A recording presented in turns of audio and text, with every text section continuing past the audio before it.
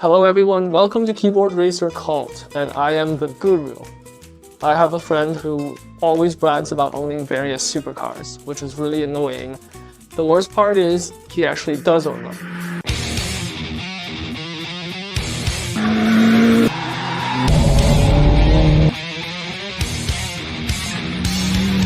So, I simply took his Ferrari F8 Tributo and did a track test because, as rumor has it, Ferrari does not allow media to privately test their lap times. Doing this might get me blacklisted by Ferrari as well as the car owner. It's a trade-off, but since I can't afford one anyway, this is kind of like robbing the rich to help the poor. After all, if I can't afford it, neither should you. Just buy a Fit instead. It's more eco-friendly, right? Despite its 720 horsepower and mid-engine, the F8 Tributo seems a bit overrated once you look closely. For starters, the stock suspension is higher than that of a Fit, making it look like it's ready for a rally track. Plus, there's no camber on the front wheels. If I had the money to drive such a car, I'd be embarrassed to take it to the track. And look at all these unnecessary holes and gaps on the body. Even the engine cover is plastic. Honestly, even a Fit wouldn't cut corners like this. The most ridiculous part is the door handle. Does it really need to be wing-shaped? Aerodynamics are for those who don't understand mechanical grip, right? I'm talking about the tires. Its front tires are only 245 wide and are just P0 tires. It's questionable whether it can even beat my M4 as I have 275 on my front tires. But since it's so powerful, let's start with a 0 to 100 acceleration test. Just when I was about to launch, the car acted up and wouldn't allow it. The owner said it's because the car overheated, which is normal for a prestigious Italian supercar that can't be in the sun for too long. So we called the dealership to see what's up, and they were like, "What track? Don't you have a pit house? Why expose it to the sun?" Alright then, no launch, just a regular start.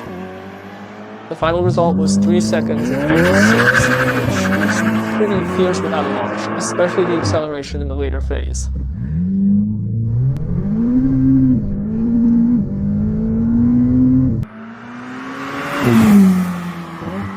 Okay then, what do you guys think about its performance on the track?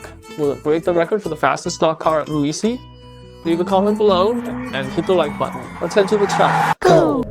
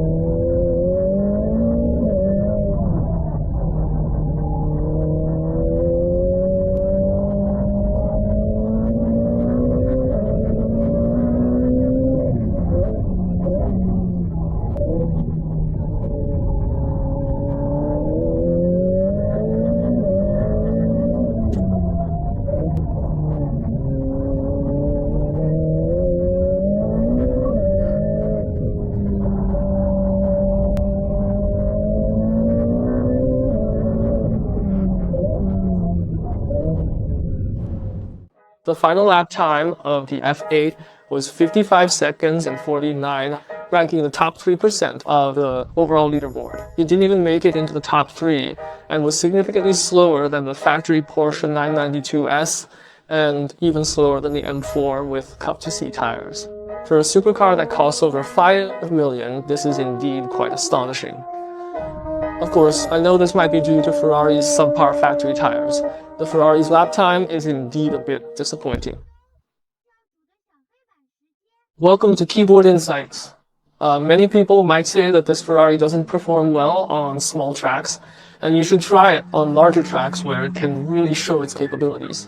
I admit it has 720 horsepower and the acceleration is really fast. It will definitely perform better on larger tracks, but I don't agree that it hasn't been fully utilized, because in my understanding, if it hasn't been fully utilized, it should still be a bit faster than the 992S on small tracks and much faster on larger tracks. That's what not fully utilized means.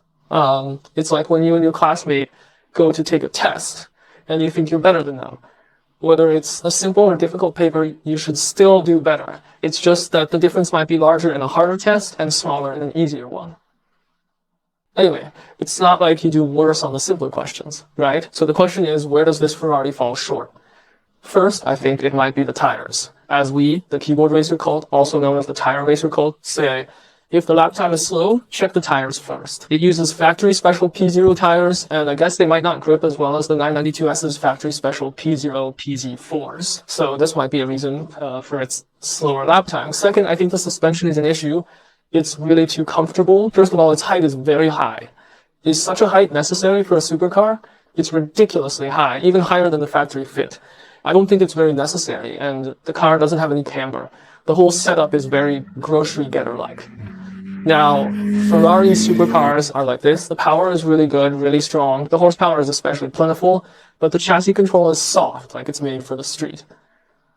But speaking of which, this generation of 992S is also very comfortable, very sedan-like. But its lap time is faster. So this video, it's hard to say. The third point is its power. Of course, you might say, wow, didn't you just say its power is particularly strong? Yes, its power is indeed very strong, but it doesn't come quickly. It looks like a high-revving, naturally aspirated engine, like Honda's. In the first moment out of a turn, you always feel that its power takes a moment to come. Although its latter stage is very strong, when you're about to straighten the steering wheel, that crazy vigor of high revs suddenly comes, and you have to rein it in. It doesn't feel as tight as the 992S, where every exertion of power is very rapid and the gears are very closely connected. It feels like a very long breath, naturally aspirated engine, which is not suitable for small tracks. But it feels very good in daily driving with an exhilarating 8,000 RPM redline. Speaking of its advantages, the first is that it's super cool. It's really cool to the point of exploding. The 992S has no presence next to it. This supercar is really a supercar. And I think its design language in the last three generations, like the 458, 488, and F8, is similar. Among these three, my favorite is the F8. I really love its design and some of the quirky angles, but its exhaust sound in these three generations is the worst. The 458 is the best, then the 488, and then the F8. The F8 almost has no sound. There's no loud and high-pitched racing car feel and an 8,000 RPM engine. It's too different. The 458 is truly a legend. Then, about this engine, a V8 with 720 horsepower and 8,000 RPM, it has everything you want. The engine is really too good, really captivating. Although the sound is a bit lacking, when you drive such a machine, it feels different from driving a 911. It's very immersive, very infectious. Driving an F8 is not the same as driving a 911. The 911 is a precise German machine, a racing machine. But the Ferrari F8 has more charisma, I believe. I'm not the best with words, but I feel it's just different. Very different. That's why I gave it an S rating for driving. It's because even though its lap time isn't fast, and sometimes I feel its grip could be better, its body balance is excellent. The driving pleasure is really great, and it has better steering feel than the 911. In terms of pure driving joy, I think it's better than Porsche, but not as good as McLaren. Well, that's about all I have to say about a supercar. I might not have much more to discuss. Lastly, let me share a little trivia, something not so useful. Ferraris have many driving modes, right? Like Sport, Track, TC Off, and ESC Off. For most cars, like BMW's M-Power or the 911, the fastest mode is when everything is off, like traction engine control, TC, and the stability system, ESC. But for the F8, the lap times are almost the same with TC Off and ESC Off. Because in TC Off mode, your restrictions are already very minimal. And with ESC off, it won't intervene in any of your actions, right? You can freely spin and crash into a wall. Well, that should be about it. I've covered almost everything. Okay, that's it for this episode. If you like track content, don't forget to like, share, and subscribe. See you next time.